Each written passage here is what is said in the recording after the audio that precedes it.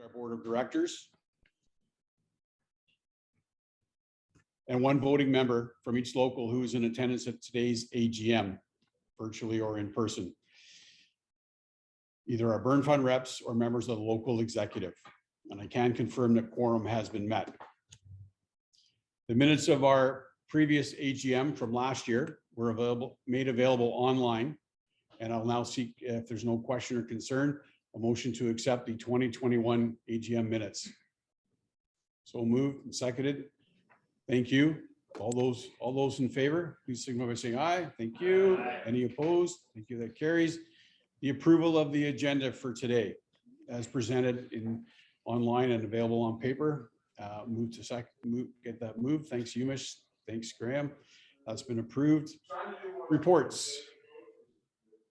I want to acknowledge that we both assembled both in person and electronically, perhaps the largest ever attended AGM. And Todd will give us the numbers a little bit later. And I think it's awesome that we've grown the interest. I want to thank all of you for attending, for giving of your time in support of the Burn Fund and the work that is carried out in benefiting burn survivors across the province. I want to thank members of our BCPF Executive Board for arriving early in advance of our board meetings this week and being with us today. It's good to have both boards together. Since 1978, the BC Professional Firefighters Burn Fund has built a powerful and recognizable mission, philosophy, and brand inspired by our community of firefighters across BC. Our goal remains the same, to better the lives of burn survivors in BC and the Yukon, and promote prevention to reduce the instances of these injuries from occurring. We are proud of our 44-year history and how we've grown to what we are today. This past few years through COVID, the Burn Fund was innovative and adapted to deliver virtual programs and fundraise through new campaigns, i.e. our Bright Nights 50/50 and more. We've done a lot. And now we're back to in-person sessions like today, operating in a hybrid AGM. And I'm happy to announce that many of you will know, Burn Camp is back to an in-person camp this year. So for the past 2 years, and so this year will be a very exciting time. And I know that a number of our board members participate in camp, and it will, again, like I say, be an exciting time, and we're all looking forward to it. I want to thank you again for being part of today, whether virtually or in person. And I want to gratefully acknowledge the following for their support in bringing the Burn Fund's mission to life. Our board of directors, our staff team, firefighter locals, healthcare professionals, volunteers, counselors, donors, and sponsors. The many burn survivor programs, events, and campaigns would not be possible without our dedicated Burn Fund family who are committed to caring. You all are making a positive difference in the lives of many people.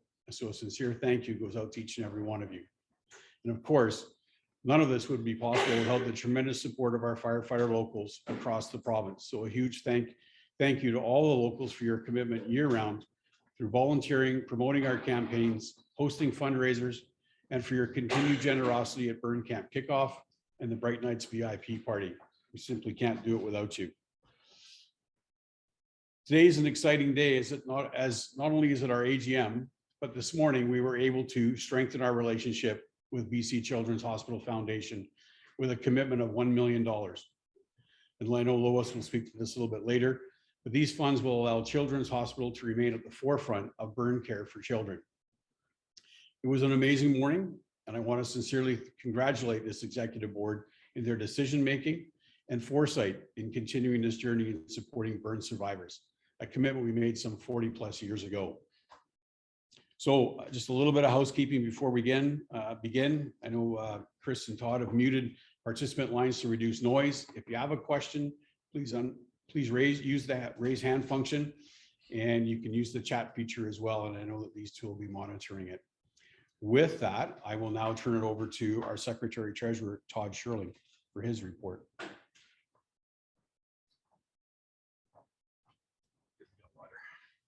Yes. Thank you, President Ditchburn. Oops, that's not working.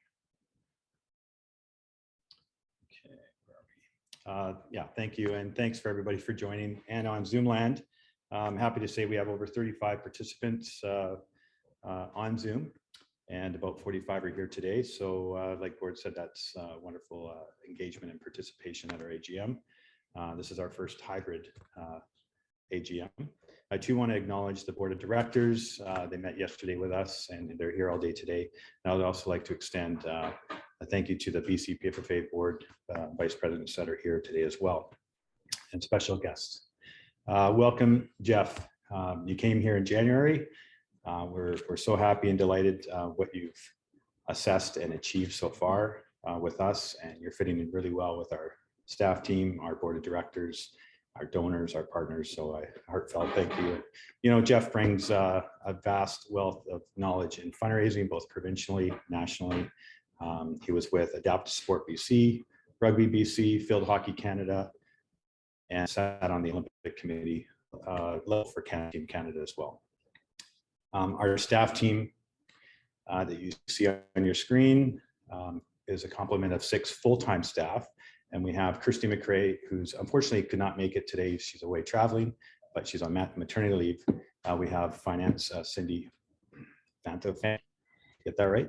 And Nicole Clark on communications, Kim Jampol, our database and logistics, Karen Rose, our BC PFFA administrator and member services, and newly hired that will start July 1st, Kristen Bibbs. I don't believe I see her here today, but she was here yesterday to meet the board, and she will be our fundraiser. And we have 3 part-time contractors, Gemma Isaac, Gan Pachaluk, and Margot Marinsky.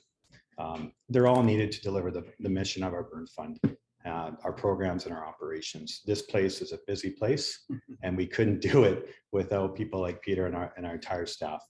From locals using the boardroom, to shippers picking up and dropping off items, to our home away program down below, donors that are coming here. It's a very active place, and we need a team like this to run it.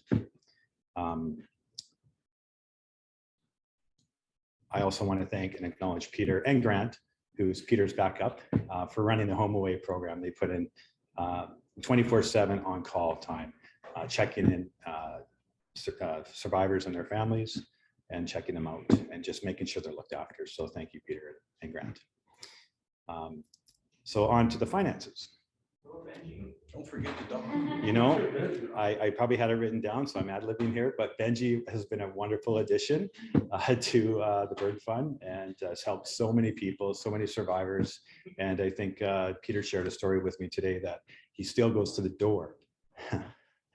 You got me. He still goes to the door of Elena Blister, and she's back at Whitehorse, doing great. Her daughter's doing great. So in previous 2021 fiscal, the Burn Fund adapted financially and monitored revenues, expenses very closely. The Burn Fund met its financial objectives. I'm happy to say we met and exceeded our goals in fundraising last fiscal. We were on budget, and it generated a surplus of 217,000. Right, Andrea? Right. Our auditor. The Bright Knights 50/50 achieved another $500,000 jackpot. The Hometown Heroes Lottery sold out record time last year, and I think we're 98% sold, maybe 99, creeping. So get your tickets if you haven't bought some already. And our locals, we couldn't do it without our 53 locals and our stakeholders. They raised over 290,000 last fiscal, and phenomenal during the pandemic year. We had significant windfalls, for example, the 50,000 from BCGEU, where they had a member who was significantly burned during the wildfires and stayed here for a period of time. Once he was released and went home, their president and secretary met with Gordon and I, presented a $50,000 check. So it's nice to receive those windfalls from time to time. Our 2021-2022 budget was supported unanimously by the board of directors, and it's set at $2,055,950, up about $200,000 from last fiscal. We couldn't do this without the support of all your locals and members. So please pass on our thanks to your membership. The staffing ratio, you can move it on. Staffing ratio, it does get asked at our regionals from time to time. We're below the industry standard, which is about 35%. We're at 15% of operations, 45% is allocated to programs, and 40% is allocated to fundraising. I have 45 and 45 and 10. So slightly. Better check those numbers. But we are below the industry standard. Monitoring on an ongoing basis and growing as capital and demand supports us. We have various mechanisms to monitor, maintain, and improve our committee meetings, our electronic processing, which we adapted through COVID and actually has forced us to probably improve our filing digitally and streamlined our finances.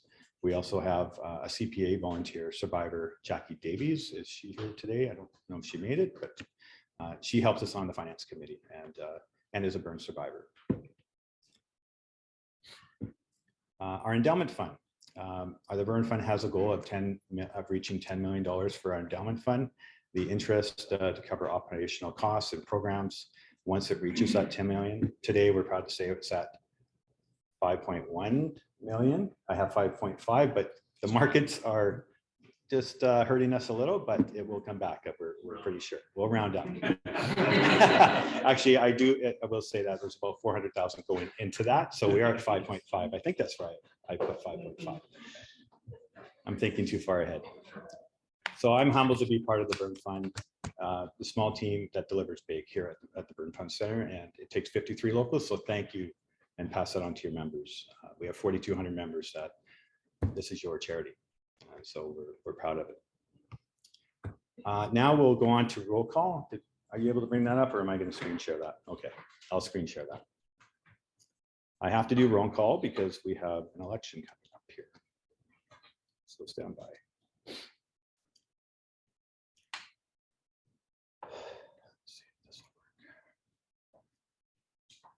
No, I can't screen share it. Can you use mine, Chris?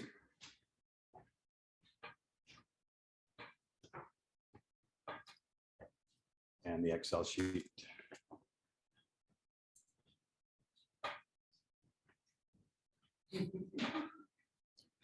I'll start off by just saying that we do have over 35 on Zoom representatives, but for voters and roll call, it's important that we get this right.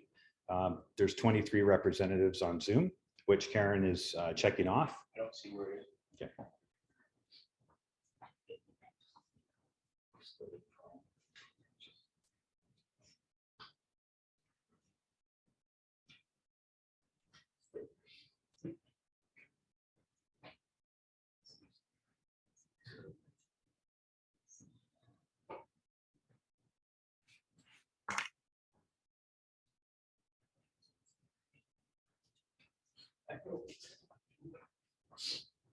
Sorry about that. Okay, people on Zoom land, you can probably see your names that are checked off. So you just have to mute me, Chris.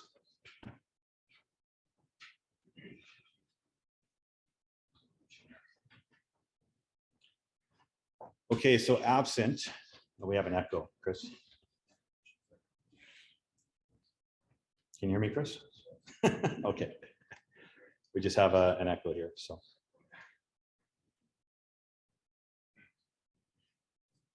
Okay, I'll just continue. No?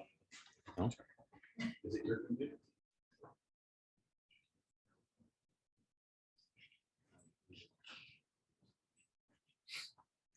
Does that work?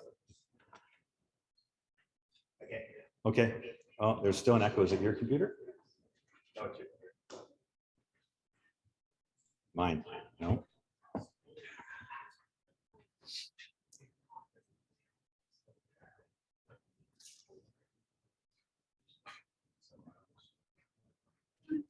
Testing.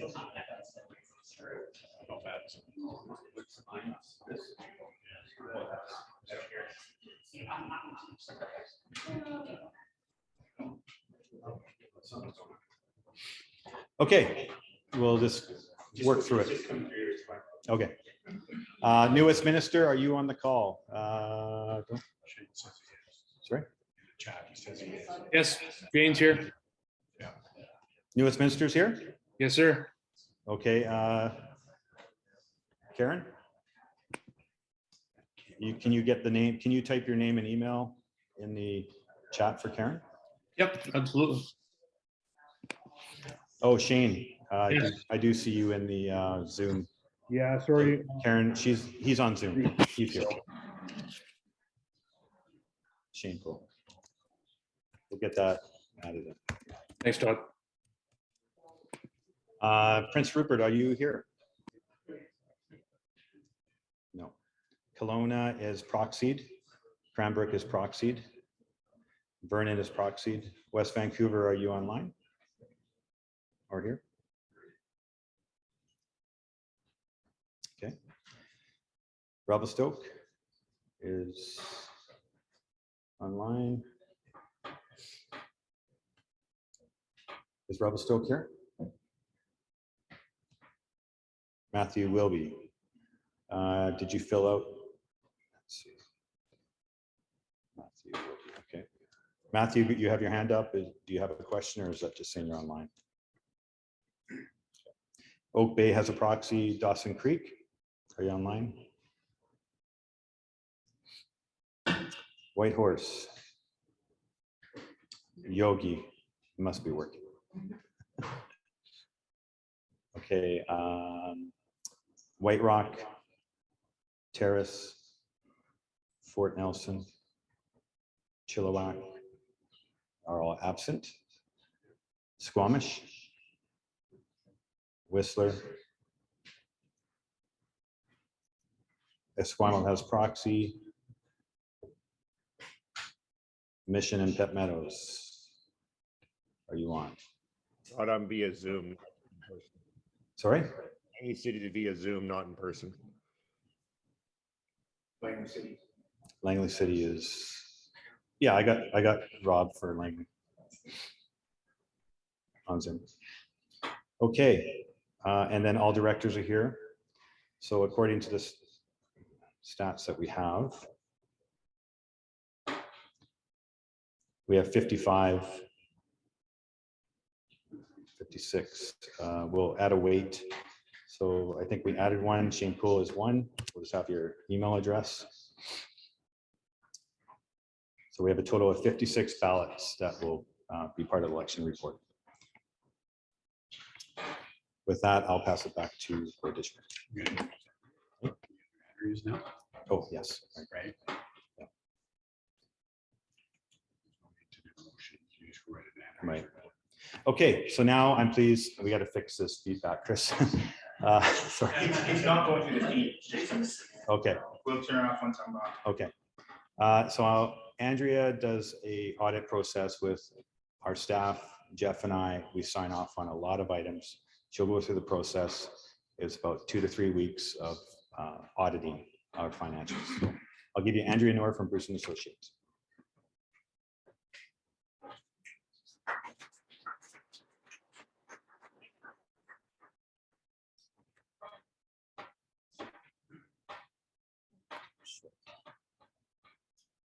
Can I see what they're gonna see? What do they see? Okay. No. Perfect. Okay, thank you. Hi, everyone. So I've been the auditor. I've been the auditor for several years. And yes, we've been auditing the books kind of for the last 5-6 weeks now. We have completed the audit.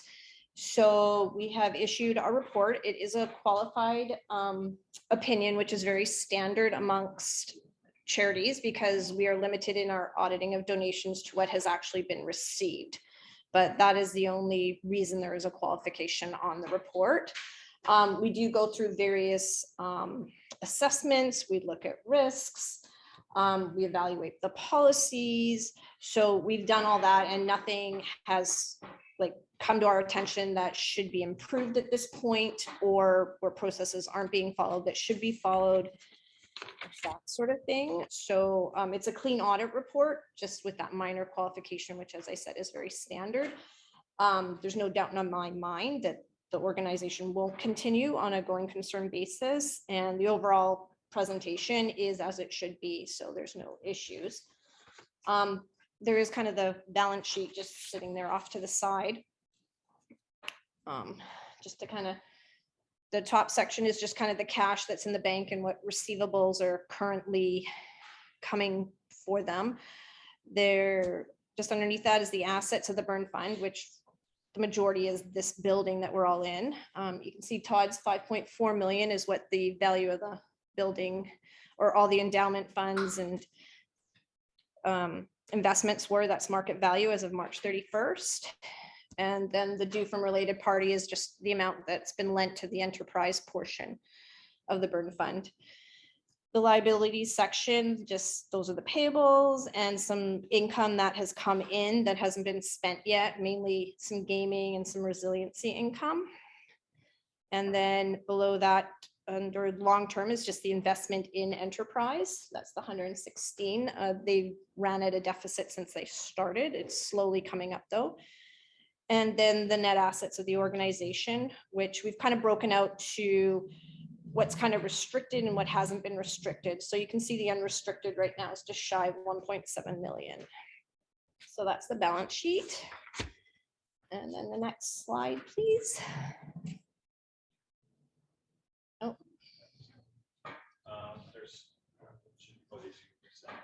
Oh, that slide. Yes, yes. So here's the revenue.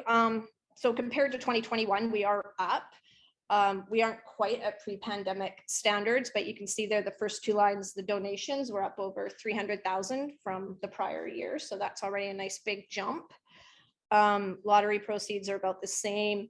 Investments did go up quite a bit from 2021 to 2022, which is kind of what we expected. So those have kind of been the major jumps in revenue this year.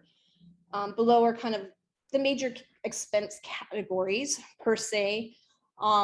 Again, please remember, we're comparing it to 2021, which was a full pandemic year. So, you know, there was a big cutback of expenses, big cutback on programs. So like you can see just with the first one with Bright Nights, like there was no Bright Nights in the one fiscal year, and we had the modified version this year. So things have gone up. Burn survivor programs have gone up as well. And just the general expenditures as we get back up and running have gone up. So, but compared to the revenue, they've gone up by the same. So overall excess of revenue just from the operations is 242.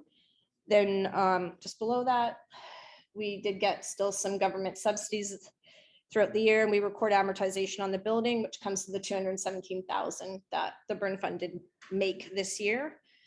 And then we do just have to book some additional items at the bottom. We do have to show the income enterprise earned, which is 45,000 this year. That's the first floor rental. And then we have to show the unrealized market gain on the investments, which that's kind of been fluctuating numbers. You can see the year before kind of changes our revenues. So overall, that's the income statement. Any questions? Questions for Andrew? Is that it? That's it. Okay, That's all I thank got. you, Andrea. Okay, we'll be seeking a motion from the floor to accept the financial report as presented. Ray, seconder. Brent, any debate? Seeing none, adopted. Now we need to do a motion to adopt the auditor for, to accept the, we're seeking a motion to accept the firm, Bruce and Associates, as the auditor of the burn fund for the fiscal year of April 1st, 2022 to March 31st, 2023. Motion is before you. Moved by Umish, seconded by Brent again. Any debate? Seeing none, adopted. I'll now pass it back to Gordon. Thanks, Todd. At this point, I'm now I'm gonna introduce Jeff Sauvé and ask our new executive director to come up. Todd went over Jeff's brief history with us. Jeff's been with us since January and has done incredible work in providing some reorganization, some real structure, and moving us forward. And I think as we all move through the board meetings, we're seeing the worth of Jeff and what he brings to the table. So I just really want to take the time to say thanks, Jeff, for everything that you do on our behalf, and that I'll bring you up now and turn you loose to the crowd. I'm going to sit down here. You're going to lose this. We're going to lose. I'm going to sit over here. Okay, cool. Okay. Thank you, President Ditchburn. It's an absolute honor to stand before you as your executive director. I joined in January, and to have the opportunity to steward the firefighters fund is very special. And the equity and the power of this organization really lies with our burn survivors. And we have some VIPs here today that we're going to tie into my presentation. No pressure, Kira. And also to the firefighters, this is your fund. And again, and this is your center. So please, as much as I'll say welcome, you are always welcome here. It is a busy place and we like it that way. Staff works very hard. We're working all the time to steward this fund to the best of our ability, as honestly and openly as possible. And I'm deeply appreciative of my staff team. And I'm really appreciative of the support that I've had from prior to day one from Gord and Todd in particular, who are here. I work hard. They're tough to keep up to. They represent their members so well, and they care so deeply about you all and our survivors. It's been a real honor to be able to travel to all of our locals, 6 of them, plus a gala in Fort St. John, just saying, that was fun. But I'm really deeply appreciative of that. Either I invited myself or you invited me, it doesn't matter. Don't declare that out loud. just carry the bags. They needed someone to carry the bags. But what an honor to be able to travel around this beautiful province and meet our 53 locals. Again, thank you for being here. Thank you for everything you do. I'll be calling you soon because we have Burn Camp kickoff coming up, but we'll have those open and honest conversations. And I know that you have created a culture of giving across our province, and you do what you can to support us and vice versa. So honestly and truly, just thank you for your engagement. I'm trying to think of what, if you don't mind going to the next slide. I have the 3-hour version of this or the 5-minute version of this. So I'll give you the 5. I'll give you the 5. Here's the 5-minute version. 4-day job? Yeah. So we have, largely we try and explain what we do as we raise funds for our mission. And you'll see our famous Bright Nights, 25th anniversary coming up in January. That's such a crazy, amazing event. It's our 25th anniversary. We are going to reinvigorate our responder dinner. We have our various raffles, including our affiliation with VGH through Hometown Heroes. So those various initiatives that we use to our next slide, if you don't mind, Chris, to support, the various initiatives that we do. So skipping forward one more slide, this is the 3-hour to 5-hour, is I'm going to pick out 3-hour to 5-minute. I'm going to pick out a couple of highlights over the last year that we're particularly proud about. And one is, and we'll just hold tight on this slide for a second. We try and always think about what are the strategic intent in which our programs, our initiatives, everything we do serve. So we support survivors.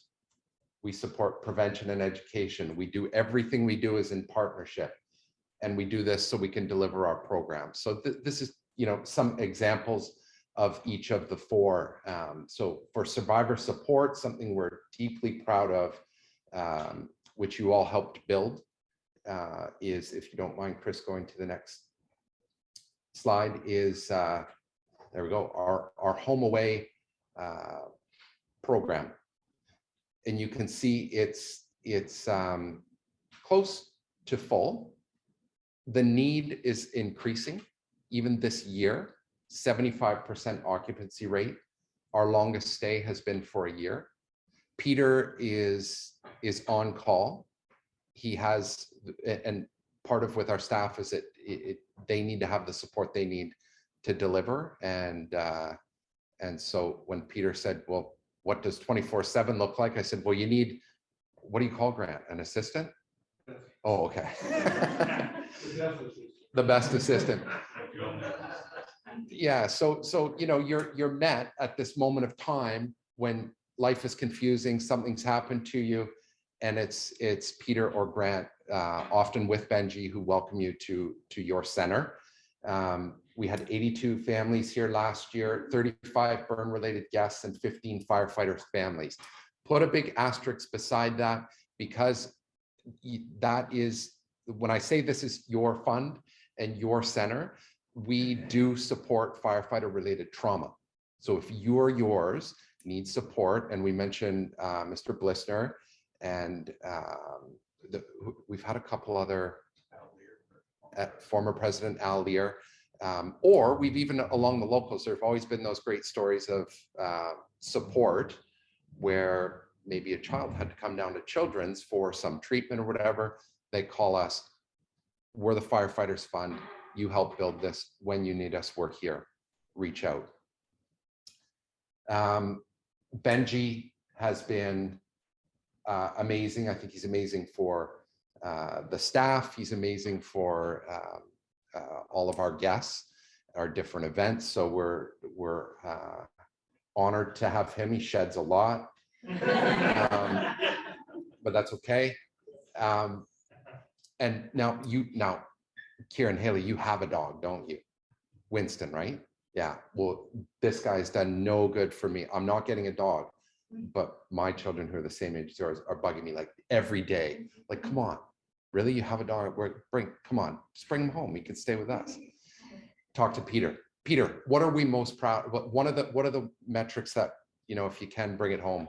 Well, I guess the proudest moment so far in the last couple of years is our COVID protocol.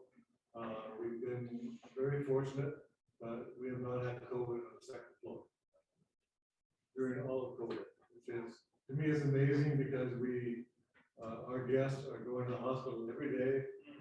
For the most part, they're getting exposed and no COVID, so that's amazing. Mm-hmm. Yeah. Yeah. Thank you, Peter. And that's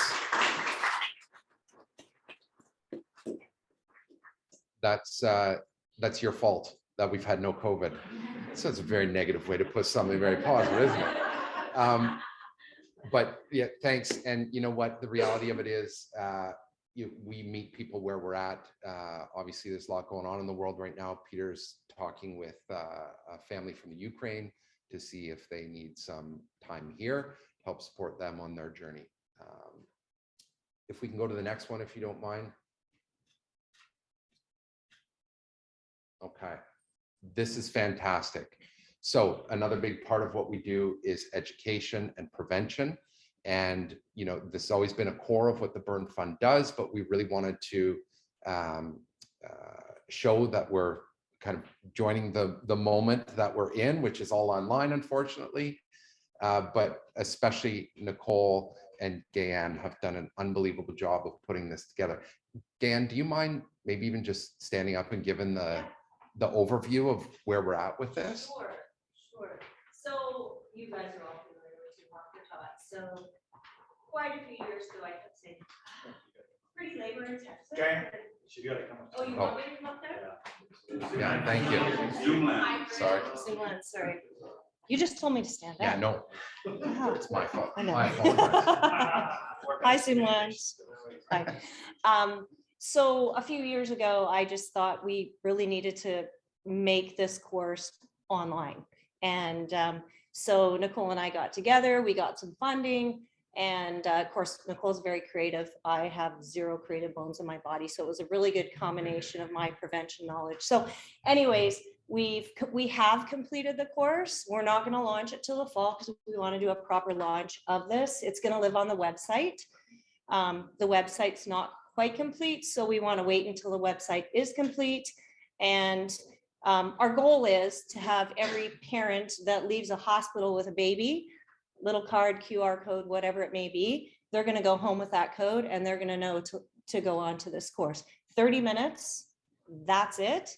Their own pace, self-paced, they can take it from anywhere, they can go feed the baby, come back and keep going with the course. So it's really relevant. It was the natural evolution of this course. And I'm really proud of it. We have Dr. Sally Hines, who not only talks about what goes on at the hospital and about burns. She spoke today, very similar to what she speaks on video. She also talks about first aid. Gemma and her son are in the video. It's our goal is to get all teachers, caregivers, grandparents, everyone to take this course. Well, we will expect all of you to help us launch this course as well, because in your communities, because that's where it needs to be. And we do have a little trailer, just like Top Gun. We've got our little trailer that we'd like to show you. We're not going to show you the full thing yet until we want to do the proper launch, so everyone gets to see it at the same time. So yeah, click here. Yeah. Is there sound with this? There should be sound. You may have to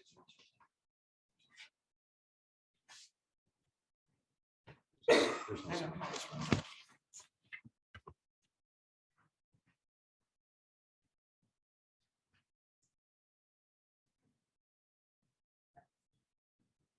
Is it sound? It's supposed to be sound? There's supposed to be sound, yeah.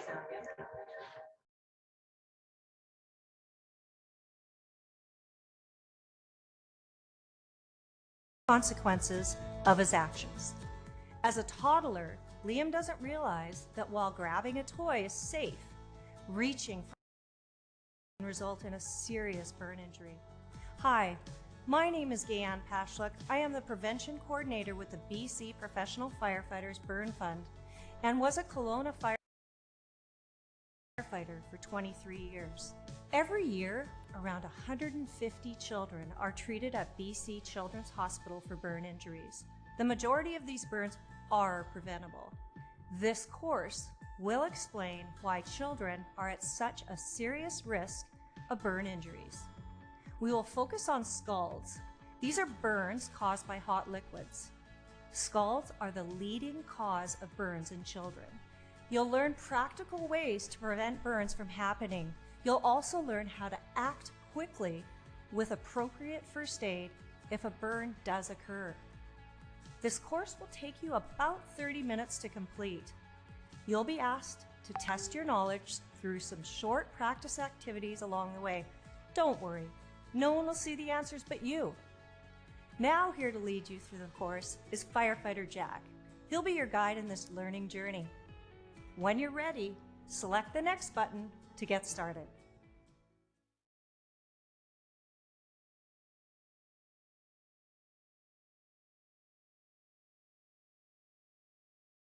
Knowledge recall. Anyway, stay tuned. That's just the trailer. Yeah. So, thanks. Awesome. Thank you.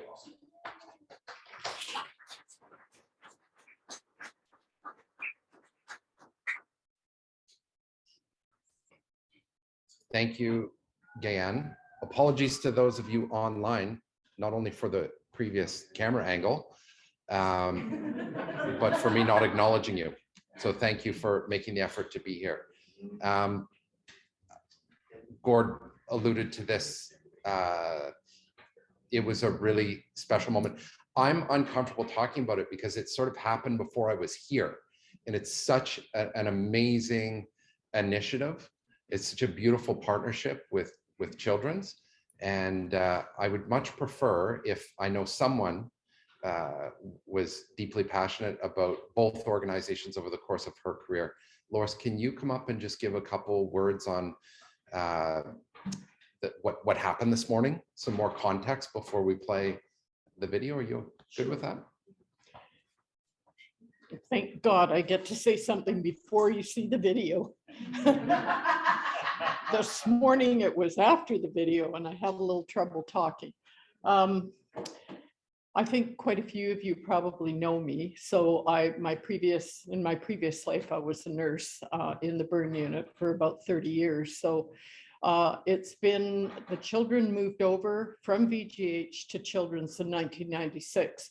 And ever since then, it's been my passion that we could form a partnership with the Burn Fund and Children's. And today it actually came to pass, and the BC Professional Firefighters Burn Fund gave $1 million to Children's, which might sound like a lot, but what they're going to do is renovate their burn care suite where the children get treated. At Children's, you don't stay in the hospital unless you're critically ill. The kids will often come here with their parents and they go in every day for their burn bath. And it's that area that needs to be redeveloped a little bit. There's quite a few deficiencies.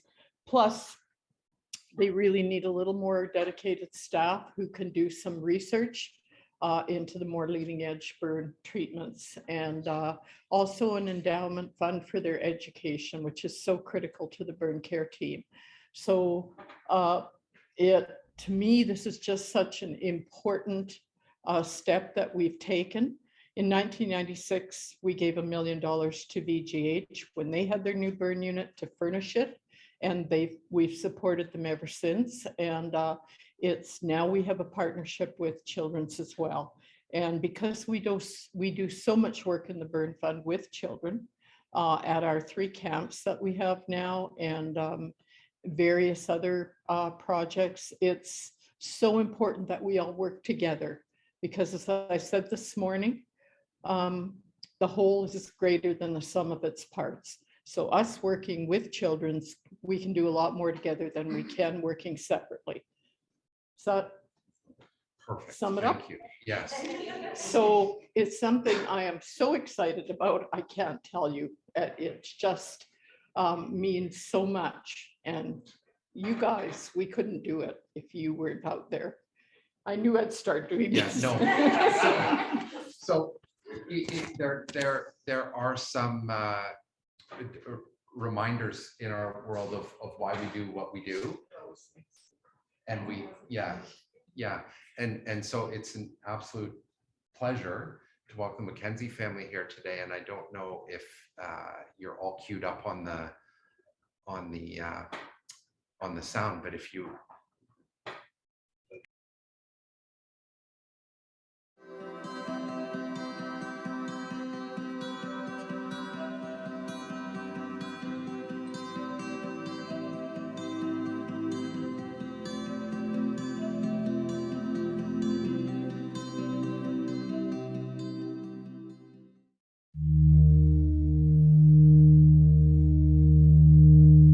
Burn injuries are traumatic injuries both on an emotional level and a physical level. Often the events surrounding the burn injury are very traumatic for patients. On the day of Kira's accident, we pulled in through the drive-through. I took the coffees in from the window and then passed them to Kira, who was sitting beside me in the passenger seat. And then we pulled out and she started to scream. There was 5 drinks in a 4-drink holder, and the first one fell and I dropped them all onto my lap. It was so painful I couldn't even cry. I just screamed. And so I put my car in park and I got out and I pulled her clothes off in the middle of the parking lot.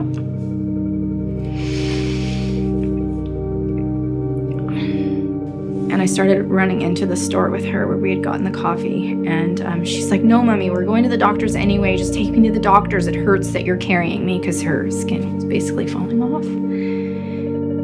We climbed back in the car and we went up to the doctor's. He was like maybe 60 seconds away.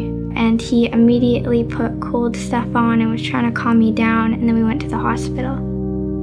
After our initial visits to our local hospital, we were transferred to BC Children's Hospital in Vancouver. And by that time, she was like in full sepsis shock. She was quite lethargic. Yeah, she was very sick. So once she was released from the ICU, she went to the burn unit. She would have regular burn baths on burn bath days, regular bandage changes.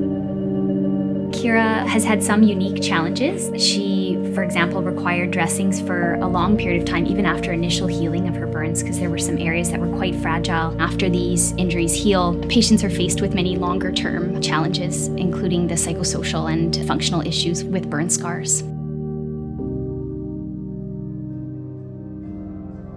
It's been 5 years now, and everything's mostly back to normal. I go to school and I like it there. Through all of this, Kira has proven to be a remarkably resilient, strong young person, and she's become an advocate for patients with burn injuries. Kira really enjoys doing advocacy work. She has done so many things for the Burn Fund. She's worked with her school on a number of different events to raise money. It started with the GoFundMe, and I donated all my birthday money. The paper did an article, and it kind of just blew up from there, and everyone's just so supportive.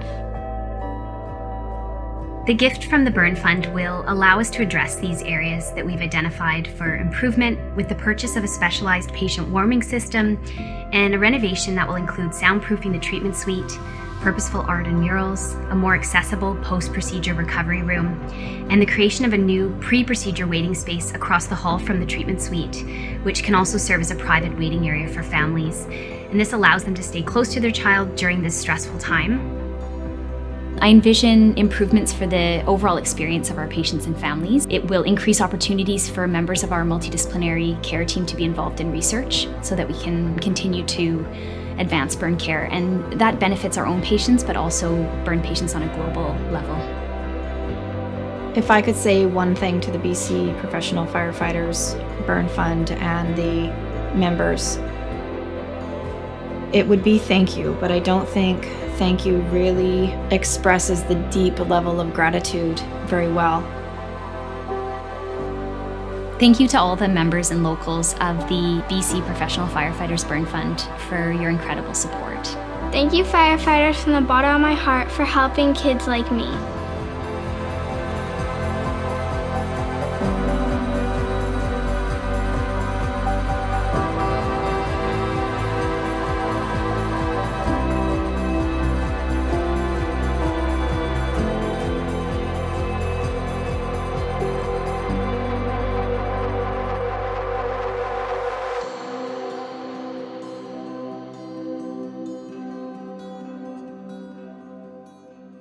Responder dinner, you were there? Responder dinner? School dance, you had a school dance. I'm not gonna ask about that. I have a 14-year-old son. I won't ask about what goes on at school dances. That would be something you don't want me to ask. You donated your birthday money. You're pretty amazing. And it's awesome to have you here. Thank you to your family for being here and for being awesome as well. You saw Teresa and David and Haley, Miss Haley, all right. 10, and it's a family thing, right?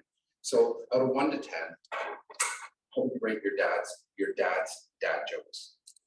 1 to 10. 1 being terrible, 10 being great.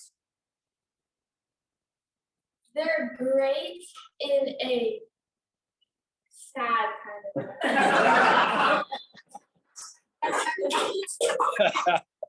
So 1 or 10. 10. Oh. What did you do this afternoon? I honestly don't know. Well, after we left the hospital, we went to Science World and took the ferry down to Grand Island. Did you on the little boat? Yeah. What do you think would be harder to drive? One of those little ferry boats or a fire truck? Fire truck, because when you're on a boat, it's kind of more open.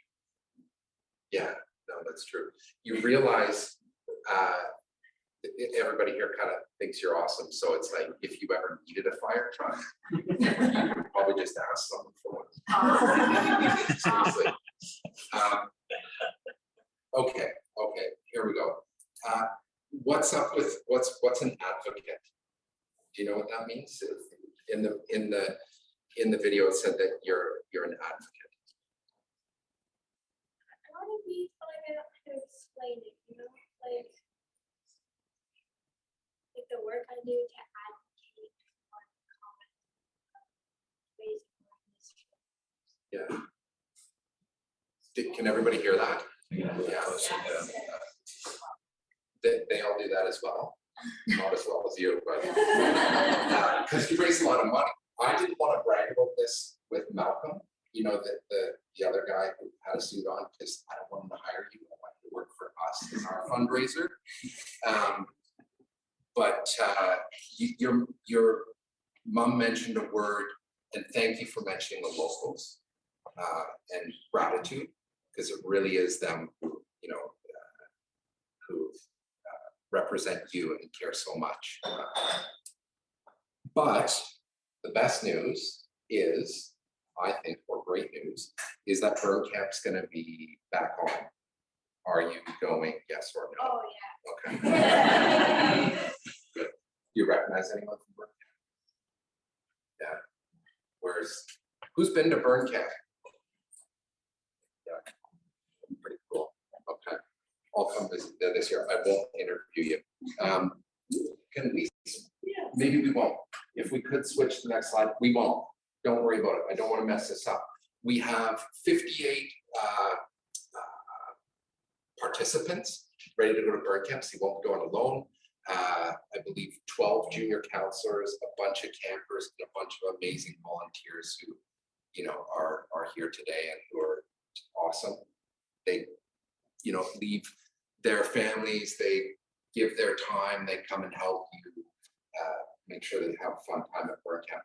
But also, do you ski? I've never tried, but I wanted to. Oh, woohoo! I have great news for you. Well, first off, I think you're probably going to be a junior counselor, I would imagine.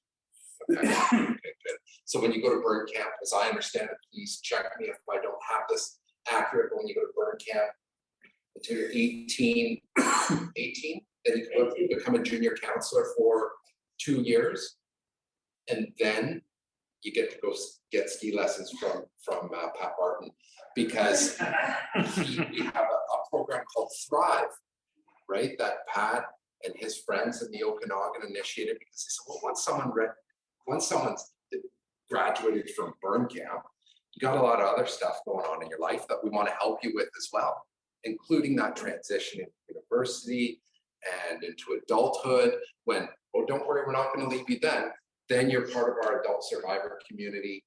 And, you know, I'm sorry to tell you this, but you're stuck with us for the rest of your life, which is good, because I understand. What are you doing this summer? Did I hear a rumor you're going to school?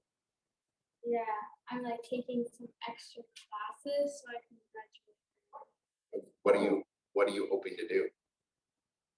Like, Eventually, do you have, when you dream big about your future, what do you think of? I want to become a doctor or a surgeon, but over the years I developed a fear of blood, so I That's fair. Your mom does a lot of you're a registered clinical counselor as well, and you're going to join us at burn camp. I am joining a burn camp, but I'm rich social care. Okay. All the same, you exist to support other people, and that's true. Yes, yeah. So you can understand how you fit with us and we fit with you. You're amazing.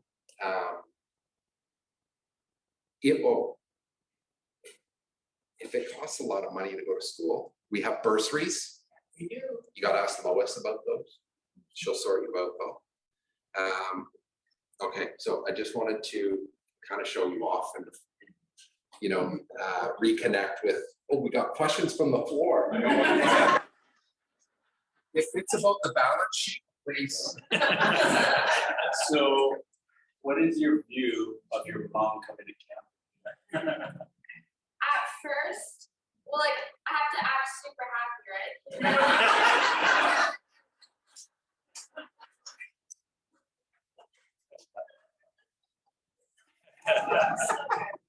At first I did, but like I was kind of worried because it would be a little not awkward, but like different issues there with all my friends. But it's gonna be a sugar shack, so I think it's gonna be super cool. Yeah. She's gonna be very busy. That's a good answer. Do you accept that answer? Yes. Mr. Lau? Okay, perfect. Are you gonna be there, Yumish? I'm scheduled to be there, yes. There you go. So, any other questions from the floor? On the audited statements, anything? Please direct your, I don't know how to end this interview. I don't want it to end. Because like, awesome job, seriously. You got it all going on and we got you for the rest of your life. Your mom and your dad, Haley, got to hang out with Benji. Benji's getting a bit jealous of how popular you're getting. Usually he likes to be the star of the show. But maybe you could introduce him to your dog Winston one day. Or not. Benji's pretty chill. Do you have anything else to say? There's no pressure if you don't, but feel free while we're here. So, No. What do you think of this morning? it's really cool. I got a bit emotional. Did you notice?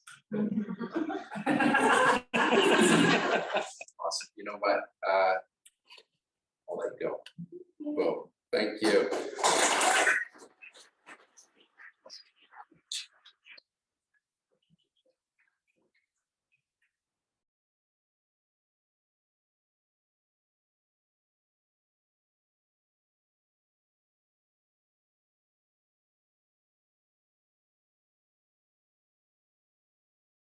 I think I can conclude. I didn't have any other slides, but honestly and truly, what a wonderful reminder of what you all do, what you all give. An amazing young woman who has such a tremendous future with a beautiful family. And, you know, today was a long-standing contribution to help others when they need, in their moment of need. And you all make that happen. So honestly and truly, this video will be released later today. So please watch again. And yeah, before I get down, I guess I should say, are there any questions from the floor that I can take at this time? We have one more slide. Oh, okay. Burn camp. Oh, well, we talked about burn camp. That's okay. Yeah. Yeah. Burn camp's on. There are guarantees of being back in person, which there was a time when there was another outbreak, but we're there. And I know a bunch of you will be there as well. So I think we talked about that. There we go. 58 campers, 12 junior counselors, 46 counselors and support staff. Almost one-to-one. Amazing initiative. Thrive. You're going to learn to ski. Pat's going to teach you. I don't know what that looks like. It's probably fast and it's probably fun. Okay. Thanks, everyone. Oh, yeah. Okay. Oh, wow. That's selling a false bill of goods. Moving forward, I'll speak more on this at length moving forward, but for today, in this moment of time, we're going to reset everything. We're going to grow. It takes a lot of effort to lift a lot of these programs up and off the ground again, i.e. Burn Camp has been an unbelievable initiative to get that back up and operational and make sure everybody's aware of what's going on. Christy Story and Brian Peterson are really, leading the charge there with support from others, with Kirk and Pat and Umish. It's amazing. We are going to have a much more provincial scope to our programs that I'm not going to get into today, but it's easy when you operate in Vancouver, when your staff's here, when you live here, to become very Vancouver centric. And when I've learned that in my other jobs, in my provincial sport jobs, where we need to make sure that we're servicing the need across the province, and there is a need, in particular around our adult burn survivor community. So we have a game plan that we've been working on to make sure we address that, but I'll park that for now. And then our annual events, 25th anniversary of Bright Nights, Responder Dinner, but everything will be done through partnership with you, with our locals, with Children's, with our corporate partners, and just really indebted with the wonderful people we get to work with. Kira, thank you again for making my report better than anybody could have imagined otherwise. So I really appreciate your bravery and joining me up here, okay? Otherwise, any other questions? Maybe President Ditchburn can kick me off. Thank you. Nice job. Where are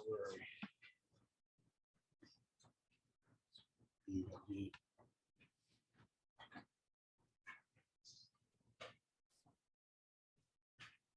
Okay, next.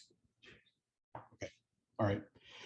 Next up, we'll get into our elections report. I'm going to bring up James Doherty to go through it with all of us and explain what we're going to go through. So James, without further ado. Thanks, President Ditchburn. Hello, Burn Fund.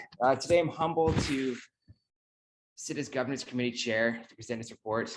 First, there are no resolutions presented this year. However, a total of 8 directors' terms are expiring. Per the Constitution and bylaws, yesterday through a board resolution, President Gord Ditchburn, Secretary Treasurer Todd Shearling, Hospital Liaison Rep Lois Budd, and myself have been reappointed by the Board of Directors for another 2-year term. In addition, 4 elected terms have expired. They are Vice President Ray Bosher, Director Pat Barton, Director Kirk Corby, and Director Umesh Lau. At this time, we've received 5 nominations from locals. The nominees are Ray Bosher, Pat Barton, Kirk Corby, Umesh Lau, and Gareth Lockhart. Nominations close at the final call. Notwithstanding, an election is necessary. In accordance with the Constitution bylaws, up to 69 ballots are available through the 53 locals at BCPFFA and the 16 directors of this organization. Based on a roll call, the number of ballots available is 57. They include 24 in-person ballots, 25 Zoom ballots, and 8 proxy ballots. For this election, we'll use a digital election runner platform. After the final call, we will take a 15-minute recess. During the recess, ballots will be emailed to the registered voter of each local and director. Each registered voter will be eligible to vote for up to 4 nominees during a 15-minute window. After the 15-minute recess, voting will be closed and the results will be announced shortly after. With that, I caution you to check your spam and other folders where your ballot may get misplaced. Also, please do not hesitate to contact the team through the chat function if you've not received your ballot during this period. Thank you and good luck to our nominees.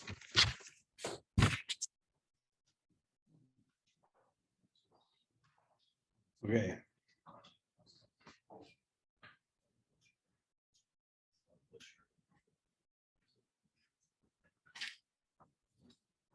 Sorry, I'll look through my notes to make sure I got it right. Okay, so James has given you the update where the nominations are. I will ask for any further nominations. Open the floor and virtually add here. Call for nominations. So first call has been done. I'll open up to a second call. You guys are watching the screen. I'm not seeing any hands go up to nominate anybody further. Nope. I'll make one final call for any nominations from the floor virtually. Hearing and seeing none, I'll declare nominations closed. As James outlined, we do have an election. We have five individual members running: Ray Boucher, Pat Barton, Kirk Corby, Umesh Lau, and Gareth Lockhart. We will now activate the. Okay, so the emails will go out. Okay, we'll bring everybody back and we'll have the announcement.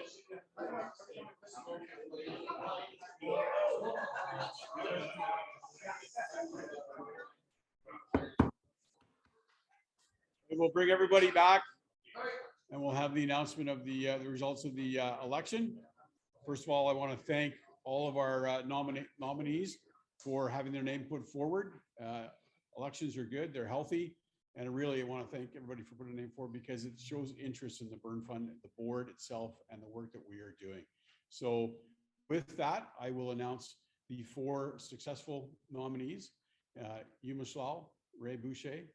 Who else did I have on the list? What's his name and your name? Kurt Corby and Pat Barton. We're all very successful. So thank you. You know, Gareth is out in virtual land. And Gareth, I want to thank you for putting your name forward and showing the interest in the Burn Fund. So thank you. Anything else? Yeah. Before we close out, I will open it up to any good and welfare from the floor. If anybody has anything they want to raise, and we'll go from there. Bonnie, you can stand up right where you are, and maybe come up here so you can be on camera. Hello, Zoomland. Hello, everyone. So our little last minute addition. So I am Bonnie. I'm from the Kamloops River Fire Department. I've been a Burn Fund rep for 4 years now. I am one of the locals fundraising coordinators. Kind of unrelated to the Burn Fund, but related to fundraising is I've been named to the Cops for Cancer Tour de Rock bike ride. So that's raising funds for pediatric cancer research. And my personal goal is $25,000. And through local businesses in Kamloops River, I've already received pledges close to 30. And I did put it out there as soon as I put in my application. If I raised 50, I would shave my head.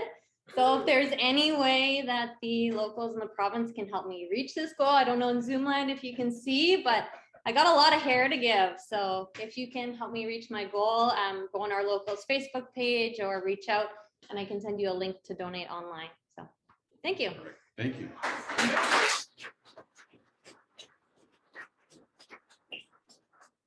Any other good and welfare? If not, I will simply close out by thanking everybody for being with us today, both in person and virtually. And really want to give a shout out to Jeff for the work that he's doing, our staff, the incredible work that's done. It's been touched on earlier, but the incredible work that's being done. Our executive board, our board of directors for the Burn Fund, our executive board for the BCPFFA. And I give a shout out to my work partner in doing all this work, Todd Sherling, our secretary treasurer, who does a tremendous amount of work. And I'm very fortunate to have him as a partner as we go through this. It's almost 6 years. You haven't cut off the bank account or kicked me out yet, so it's all good. So with that, I just want to say thanks again to everybody. We have refreshments out on the deck, and I Benji. just want to say, basically, once you're out of here, we're going to break down these chairs and set up a couple tables. Dinner will be ready in 10 minutes once you're out of here. So. Oh, we will do that. Any of our guests don't help.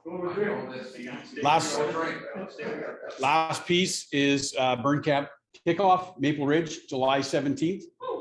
So there we are. It's exciting. We'll see everybody there and a great week in camp. Thanks, everybody. Move for adjournment. Move and seconded. Thank you very much. We're done.